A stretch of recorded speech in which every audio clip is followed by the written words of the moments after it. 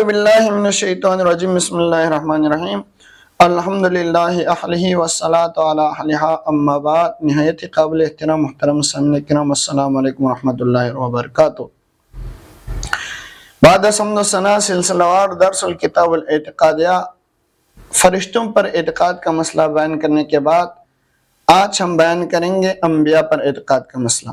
تو جناب شاہ سید علیہ رحمہ بیان فرماتے ہیں کہ وَيَجِبُ أَن تَعْتَقِدَ الْأَنْبِيَاءَ لِأَنَّهُمْ وَسَائِطُ بَيْنَ اللَّهِ وَعِبَادِهِ، اور اس بات پر اعتقاد رکھنا واجب ہے کہ انبیاء کرام بندوں اور اللہ کے درمیان ایک واسطہ ہے، یستفیضون من الحق، جو کہ فیض لیتے ہیں اللہ تبارک و تعالیٰ کے ذات سے، وَيُفِيضُونَ عَلَىٰ خَلْقِهِ، اور وہ فیض اللہ کے بندوں تک پہنچاتے ہیں، فی متابعتہم نیل الدرجات وفی مخالفتہم ویل الدرکات، انبیاء کرام کے اتباع کرنے کے جو کوئی اللہ تبارک و تعالیٰ کی اتباع کریں گے، یعنی تابعداری میں انسانوں کے لیے جنت کے اعلیٰ درجے اور ان کی مخالفت میں جہنم کے درکات ہیں۔ تو محترم سامعین کرام، یہاں جناب شاہ سید علیہ رحمہ نے جو ابتدائی بات کی وسائط بین اللہ و عبادہ، کہ انبیاء بندوں اور اللہ کے درمیان واسطہ، ایک نسبت یا ایک وسیلہ ہے۔ تو محترم سامعین کرام، جب ہم اس جملے پہ غور کرتے ہیں تو پہلا سوال جو بندے کے دماغ میں آتے ہیں وہ یہ ہے کہ اللہ تبارک و تعالیٰ کے ذات قادر مطلق ہے، ہر چیز پر قدرت رکھنے والے، تو وہ براہ راست ہر انسان کو ہدایت کیوں نہیں دیتا؟ تو قرآن میں ہمیں اس کا جواب نہایت حکیمانہ انداز میں دیتے ہیں۔ اللہ تبارک و تعالیٰ فرماتے ہیں سورہ شعراء آیت نمبر 51 میں وَمَا كَانَ لِبَشَرٍ أَن يُكَلِّمَهُ اللَّهُ إِلَّا وَحْيًا أَوْ مِن وَرَاءِ حِجَابٍ أَوْ يُرْسَلَ رَسُولًا، فرماتے ہیں کہ اللہ کا ایک نظام ہے، وَمَا كَانَ لِبَشَرٍ، وہ نہیں ہے کہ بندے کے لیے کہ وہ ڈائریکٹ اللہ تبارک و تعالیٰ سے ہم کلام، إِلَّا وَحْيًا، سوائے وحی کے ذریعے، أَوْ مِن وَرَاءِ حِجَابٍ، یا کسی پردے کے پیچھے، أَوْ يُرْسَلَ رَسُول، یا کسی رسول کے ذریعے۔ یعنی اللہ کا نظام یہ ہے کہ وہ اپنی ہدایت براہ راست عام انسانوں تک نہیں پہنچاتا، بلکہ اپنے منتخب بندوں انبیاء کے ذریعے پہنچاتا ہے۔ یہی وہ مقام ہے جہاں وسائط کا مفہوم واضح ہوتا ہے کہ انبیاء وہ ہستیاں ہیں جن کے دلوں کو اللہ تعالیٰ نے اپنی وحی کے ذریعے منتخب کیا، جن کے زبانوں کو اپنے پیغام کے لیے چنا، اور جن کی زندگیوں کو انسانیت کے لیے نمونہ بنایا۔ تو محترم سامعین کرام، یہاں ایک اور نقطہ بھی سمجھنا ضروری ہے۔ واسطہ ہونے کا مطلب یہ نہیں کہ انبیاء علیہ السلام خود مختار ہیں یا وہ اپنی طرف سے کچھ عطا کرتے ہیں کچھ نہیں کرتے، تو ایسے ہرگز نہیں ہے، بلکہ وہ مکمل طور پر اللہ کے تابع اور اس کے احکام کے پابند ہوتے ہیں۔ اسی حقیقت کو حضور صلی اللہ علیہ وسلم نے یوں بیان فرمایا کہ انما انا قاسم واللہ یؤتی، کہ میں تقسیم کرنے والا ہوں اور اللہ تبارک و تعالیٰ کی ذات دینے والی ذات ہے۔ گویا نبی کریم خود بتا رہے ہیں کہ میں ذریعہ ہوں، اصل عطا کرنے والا اللہ تبارک و تعالیٰ کی ذات ہے۔ تو اب ذرا اس حقیقت کو دیکھ لیں کہ انسان اپنی عقل سے بہت کچھ سمجھ سکتا ہے، مگر اللہ کی ذات، اس کی مرضی اور اس کے احکام اور آخرت کی حقیقتوں تک پہنچنا صرف عقل کے بس کی بات نہیں۔ اگر انبیاء نہ آتے تو انسان کبھی یہ صحیح راستہ نہ پا سکتا تھا۔ اسی لیے اللہ تبارک و تعالیٰ نے فرمایا رسولا مبشرین و منذرین لئلا یکون للناس علی اللہ حجہ بعد الرسول، یعنی ہم نے رسولوں کو بھیجا تاکہ لوگوں کے پاس کوئی عذر باقی نہ رہے۔ یہی وہ مقام ہے جہاں انبیاء کا واسطہ ہونا اپنی مکمل معنویت کے ساتھ سامنے آتے ہیں۔ وہ اللہ کی حجت کو بندوں تک قائم کرتے پہنچاتے ہیں۔ پھر قرآن نے ایک اور مقام پر اس بات کو یوں واضح کیا کہ من یطیع الرسول فقط اطاع اللہ، جس نے رسول کی اطاعت کی اس نے در حقیقت اللہ تبارک و تعالیٰ کی اطاعت کی۔ محترم سامعین کرام، یہ آیت ہمیں بتاتی ہیں کہ رسول کی اطاعت دراصل اللہ کی اطاعت ہے۔ کیوں؟ اس لیے کہ رسول اپنی طرف سے کچھ نہیں کہتے بلکہ وہی کہتے ہیں جو اللہ کی طرف سے آتا ہے۔ ان کے زبان اللہ کے پیغام کی ترجمانی ہوتی ہے، ان کا عمل اللہ کے حکم کی عملی تصویر ہوتا ہے۔ تو محترم سامعین کرام، یہاں ایک بہت اہم توازن قائم رکھنا ضروری ہے۔ ایک طرف ہم انبیاء کو اللہ کا بھیجا ہوا ذریعہ مانتے ہیں، ان کی اطاعت کو لازم سمجھتے ہیں، ان کے ذریعے اللہ کی معرفت حاصل کرتے ہیں، لیکن دوسری طرف ہم یہ بھی عقیدہ رکھتے ہیں کہ وہ اللہ کے بندے ہیں، اس کے احکام کے بغیر کچھ نہیں کرتے۔ تو اس چیز کے حوالے سے قرآن ہمیں یہ سکھاتا ہے کہ قل انی لا املک لکم ضرا ولا رشدا، یعنی نبی صلی اللہ علیہ وسلم کو فرماتے ہیں کہ اے مصطفیٰ آپ فرما دیں میں تمہارے لیے نفع و نقصان کا مالک نہیں ہوں۔ اس سے واضح ہوتا ہے کہ واسطہ ہونا اللہ تبارک و تعالیٰ اور بندوں کے درمیان یہ اللہ تبارک و تعالیٰ کی ایک عطا ہے کہ اللہ تبارک و تعالیٰ نے انبیاء کو وہ مقام عطا کیا ہے کہ اللہ کے احکامات کو وہ بندوں تک پہنچاتا ہے۔ محترم سامعین کرام، اب ذرا اس ساری باتوں کو اپنے دل پر رکھ کر اگر ہم غور کریں تو اگر انسان کو اللہ تک پہنچنا ہے، اس کی رضا حاصل کرنی ہے، اس کی معرفت پانا ہے، تو اسے اسی راستے سے گزرنا ہوگا جو انبیاء نے دکھایا، کیونکہ اللہ نے خود اسی راستے کو مقرر کیا ہے۔ اسی حوالے سے نبی کریم صلی اللہ علیہ وآلہ وسلم فرماتے ہیں کہ من اطاعنی دخل الجنہ ومن عصانی فقط ابا، جو میری اطاعت کرے گا وہ جنت میں جائے گا، اور جو میری نافرمانی کرے گا اس نے گویا انکار کیا۔ تو محترم سامعین کرام، وسائط بین اللہ و عبادہ کا آخری خلاصہ یہ بنتا ہے کہ انبیاء علیہ السلام وہ پاکیزہ ہستیاں ہیں جن کے ذریعے اللہ نے اپنے بندوں تک ہدایت پہنچائی، جن کے ذریعے اس نے اپنی پہچان کروائی، اور جن کی پیروی کو اس نے اپنی رضا کا راستہ بنایا۔ لہذا کامیابی اسی میں ہے کہ ہم انبیاء کے دامن کو مضبوطی سے تھام لیں، ان کے تعلیمات کو اپنی زندگی کا حصہ بنائیں، اور یہ یقین رکھے کہ اللہ تک پہنچنے کا راستہ انہی برگزیدہ ہستیوں کے رہنمائی سے ہی روشن ہوتا ہے۔ آگے جناب شاہ سید علیہ رحمہ نے فرمایا وَيُفِيضُونَ عَلَى خَلْقِهِ، انبیاء کرام اللہ تبارک و تعالیٰ سے فیض لے کر بندوں تک وہ مخلوقات پر وہ فیض جاری کرتے۔ تو محترم سامعین کرام، اس حقیقت کو قرآن نے کچھ یوں بیان کیا کہ اللہ نور السماوات والارض، یعنی اللہ تبارک و تعالیٰ زمین اور آسمان کا نور ہے۔ اب سوال یہ ہے کہ یہ نور بندوں تک کیسے پہنچتا ہے؟ تو اس کا جواب ہمیں انبیاء کی بعثت میں ملتا ہے، اور اس کا نور، وہ اس نور کا امین ہوتے ہیں، اسے اپنے دلوں میں حاصل کرتے ہیں، پھر اپنی امتوں تک پہنچاتے ہیں۔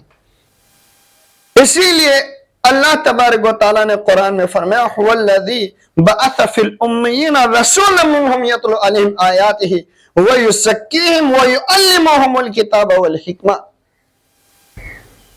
تو یہ آیہ مبارکہ دراصل یفیضون علی خلق کی عملی تفسیر ہے، یعنی اللہ تبارک و تعالیٰ فرماتے بعث فی الامیین رسولا، وہ ذات جس نے امیین میں سے رسول کو مبعوث فرمایا، جو یتلو علیہ آیاتی، اللہ تبارک و تعالیٰ کی نشانیوں کو پڑھتے ہیں، آیاتوں کی تلاوت کرتے ہیں، وَيُزَكِّيهِمْ، دلوں کو پاک کرتے ہیں، وَيُعَلِّمُهُمُ الْكِتَابَ وَالْحِکْمَةَ، علم سکھاتے ہیں۔ تو یہ سب اللہ تبارک و تعالیٰ کے فیض ہے جو انبیاء کرام بندوں تک پہنچاتے ہیں۔ تو محترم سامعین کرام، یہاں ایک نہایت اہم نقطہ سمجھنے کی ضرورت ہے کہ انبیاء علیہ السلام کا فیض دینا ذاتی نہیں ہوتا، بلکہ وہ اللہ کے حکم اور عطا سے ہوتا ہے۔ وہ خود کچھ پیدا نہیں کرتا، بلکہ جو کچھ اللہ کی طرف سے ملتا ہے اسے آگے پہنچاتے ہیں۔ اسی حقیقت کو حضور صلی اللہ علیہ وسلم نے فرمایا کہ انما انا قاسم واللہ یؤتی، حدیث مصطفیٰ میں آتا ہے کہ میں تقسیم کرنے والا ہوں اور اللہ تبارک و تعالیٰ مجھے عطا کرتے ہیں۔ گویا مصطفیٰ نے واضح کر دیا کہ فیض کا سرچشمہ اللہ تبارک و تعالیٰ کے ذات ہے، اور انبیاء اس کے تقسیم کرنے والا اور پہنچانے والا ہے۔ اب ذرا اس فیض کی نوعیت پر ہم غور کریں کہ یہ صرف الفاظ نہیں ہوتا، بلکہ یہ دلوں کو بدل دیتا ہے، زندگیوں کو سنوار دیتا ہے، انسان کو اندھیروں سے نکال کر روشنی میں لے کے آتا ہے۔ اس چیز کی دلیل قرآن خود بیان فرماتے ہیں کہ کتاب انزلناہ الیک لتخرج الناس من الظلمات الی النور، کہ انبیاء کرام لوگوں کو اندھیرے سے نکال کر نور کی طرف لے جاتے ہیں۔ یفیضون علی خلق، اب سوال بنتے ہیں کہ اس فیض سے کون فائدہ اٹھاتا ہے؟ تو اس کا جواب یہی ہوتا ہے، وہی جو دل کھول کر قبول کرے، جو انبیاء کی باتوں کو مانے اور اس کی اتباع کرے۔ تو اس صورت میں وہ فیض اللہ تبارک و تعالیٰ کے فیوزات اس بندے پر انبیاء کے واسطے بارش کی طرح برساتے۔ مگر جو زمین سخت ہو، یعنی جو دل اس ہدایت کو قبول نہ کرے، تو اسے کچھ بھی حاصل نہیں ہوتا۔ محترم سامعین کرام، اس جملے کا یفیضون علی خلقہ کا خلاصہ یہی ہے کہ اللہ تبارک و تعالیٰ کا جو ہدایت ہے، نور ہے، علم ہے، بندوں تک انبیاء کرام پہنچاتا ہے، ان کے دلوں کو زندہ کرتے ہیں، ان کی زندگیوں کو بدلتے ہیں اور انہیں اللہ کے قریب لے کے جاتے ہیں۔ لہٰذا اگر ہم اس فیض سے حصہ لینا چاہتے ہیں تو ہمیں چاہیے کہ ہم انبیاء کے تعلیمات کو اپنی زندگی کا حصہ بنائیں، ان کے طریقے کو اپنائیں اور اپنے دلوں کو اس نور کے لیے کھول دیں، کیونکہ حقیقت یہی ہے کہ اللہ کا فیض جاری ہے، مگر اسے پانے کے لیے انبیاء کے دروازے سے گزرنا ضروری ہے۔ محترم سامعین کرام، آگے جناب شاہ سید علیہ رحمہ بیان فرماتے ہیں کہ فی متابعتہم نیل الدرجات وفی مخالفتہم نیل الدرکات، کہ انبیاء علیہ السلام کی پیروی میں درجات کی بلندی ہے اور ان کی مخالفت میں ہلاکت کی گہرائی ہے۔ جب انسان اپنی زندگی کے راستے کا انتخاب کرتا ہے تو دراصل وہ اپنے انجام کا فیصلہ کر رہا ہوتا ہے۔ اللہ تعالیٰ نے انسان کو آزاد چھوڑنے کے بجائے اس کی رہنمائی کے لیے انبیاء علیہ السلام کو بھیجا تاکہ وہ اسے صحیح راستہ دکھائے۔ اب کامیابی اسی میں ہے کہ انسان اس راستے کو اختیار کرے جو انبیاء نے دکھایا، اور تباہی اسی میں ہے کہ وہ اس سے منہ موڑ لے۔ تو قرآن مجید فرقان الحمید نے اس حقیقت کو نہایت واضح انداز میں بیان فرمایا۔ سورہ نساء آیت نمبر 69، مَن یُطِیعِ اللَّهَ وَرَسُولَهُ فَأُولَٰئِکَ مَعَ الَّذِینَ أَنْعَمَ اللَّهُ عَلَیْہِمْ، یعنی جو اللہ اور اس کی رسول کی اطاعت کرے تو وہ ان لوگوں کے ساتھ ہیں جن پر اللہ تبارک و تعالیٰ نے انعامات عطا کی۔ تو وہ ہستیاں انبیاء کرام ہیں، صدیقین ہیں، شہداء ہیں، صالحین۔ تو محترم سامعین کرام، اللہ تبارک و تعالیٰ کی اطاعت رسول کی اطاعت میں، رسول کی اطاعت جو بندہ کرے گا اس کے لیے نیل الدرجات ہے۔ قرآن المجید میں ایک اور مقام میں بیان فرمایا کہ وَإِن تُطِعُوهُ تَهْتَدُوا، سورہ نور آیت نمبر 54، اگر کوئی رسول کی اطاعت کرے گا تو وہ ہدایت پائے گا۔ گویا ہدایت، کامیابی اور بلندی کا راستہ صرف اتباع رسول میں ہے۔ لیکن اس کے برعکس اگر کوئی شخص انبیاء کی تعلیمات سے منہ موڑتا ہے، اس کے راستے کو چھوڑ دیتے ہیں، تو پھر اس کا انجام تباہی اور بربادی ہے۔ سورہ جن میں اللہ تبارک و تعالیٰ نے اس چیز کو یوں بیان فرمایا، مَن يَعْصِ اللَّهَ وَرَسُولَهُ فَإِنَّ لَهُ نَارَ جَهَنَّمَ خَالِدِينَ فِيهَا أَبَدًا۔ جو اللہ اور اس کے رسول کی نافرمانی کرے، اس کے لیے جہنم کی آگ ہے جس میں وہ ہمیشہ رہے۔ یہی ویل الدرکات ہے۔ تو اس چیز کو محترم حاضرین کرام، اللہ کے نبی کریم صلی اللہ علیہ وسلم نے اس حقیقت کو اس انداز میں بیان فرمایا کہ کل امتی یدخلون الجنت الا من ابا، تمام امتی جنت میں جائیں گے وہ سوائے اس کے جس نے انکار کیا۔ صحابہ نے پوچھا یا رسول اللہ صلی اللہ علیہ وسلم، یہاں انکار سے کیا مراد ہے؟ فرمایا کہ من اتانی دخل الجنت ومن عصانی فقط ابا، گویا جنت کا دروازہ کھلا ہے مگر شرط ایک ہے کہ وہ اتباع رسول ہے۔ جو اس راستے کو اپنائے گا وہ بلند ہوگا، اور جو اس راستے سے ہٹ جائے گا وہ ہلاکت کا راستہ اختیار کرے گا۔ تو محترم سامعین کرام، انبیاء علیہ السلام کی زندگی صرف چند احکام کا مجموعہ نہیں، بلکہ ایک مکمل راستہ، عبادت کا طریقہ، اخلاق کا معیار، معاملات کا اصول اور زندگی گزارنے کا مکمل نظام۔ جب انسان اس راستے کو اپناتا ہے تو اس کی زندگی سنورتی ہے، اس کا دل پاک ہوتا ہے، اور وہ آہستہ آہستہ اللہ کے قریب ہوتا جاتا ہے، یہاں تک کہ اس کو نیل الدرجات، بلند درجات پر اللہ تبارک و تعالیٰ فائز فرماتا ہے۔ اور جب انسان اس راستے کو چھوڑ دیتے ہیں، اپنی خواہشات کو معیار بنا لیتے ہیں اور انبیاء کی تعلیمات سے دور ہو جاتے ہیں، تو بظاہر دنیا میں کچھ حاصل کر لے مگر حقیقت میں وہ اندر سے خالی اور آخرت میں ناکام ہوتے ہیں۔ یہی نیل الدرکات ہے جہاں انسان گرتا چلا جاتا ہے۔ لہٰذا آخری خلاصہ بتاتا چلوں کہ زندگی میں دو راستہ اللہ تبارک و تعالیٰ نے ہر انسان کے اوپر دیا ہے کہ وہ جس راستے پر چلنا چاہے تو۔ ایک راستہ اِنَّا هَدَيْنَاهُ السَّبِيلَ اِمَّا شَاكِرًا وَإِمَّا كَفُورًا، ہم نے راستوں کی رہنمائی دی انسان کو کہ وہ شکر کرے یا کفر کرے۔ أَلَمْ نَجْعَلْ لَهُ عَيْنَيْنِ وَلِسَانًا وَشَفَتَيْنِ وَهَدَيْنَاهُ النَّجْدَيْنِ، ہم نے انسان کو دو آنکھیں دی، ہونٹ اور زبان دی، پھر فرمایا کہ وَهَدَيْنَاهُ النَّجْدَيْنِ، ہم نے دو راستوں کی طرف انسان کو رہنمائی دی۔ تو لہٰذا ایک راستہ وہ ہے کہ انبیاء کا راستہ جو بلندی، نور اور کامیابی کی طرف لے جاتے، اور دوسرا اس سے انحراف کا راستہ جو اندھیروں اور گمراہی اور ہلاکت کی طرف لے جاتے ہیں۔ آخر میں اپنے دل سے یہ عہد کر لیں کہ ہم اپنی زندگی کو انبیاء علیہ السلام کی اتباع کے مطابق ڈالیں گے، ان کی تعلیمات کو اپنائیں گے، اور ہر قدم پر یہ دیکھیں گے کہ کیا یہ راستہ ہمیں ان کے قریب لے جا رہے ہیں یا ان سے دور، کیونکہ حقیقت یہی ہے کہ اتباع انبیاء میں عروج ہے اور ان کی مخالفت میں زوال۔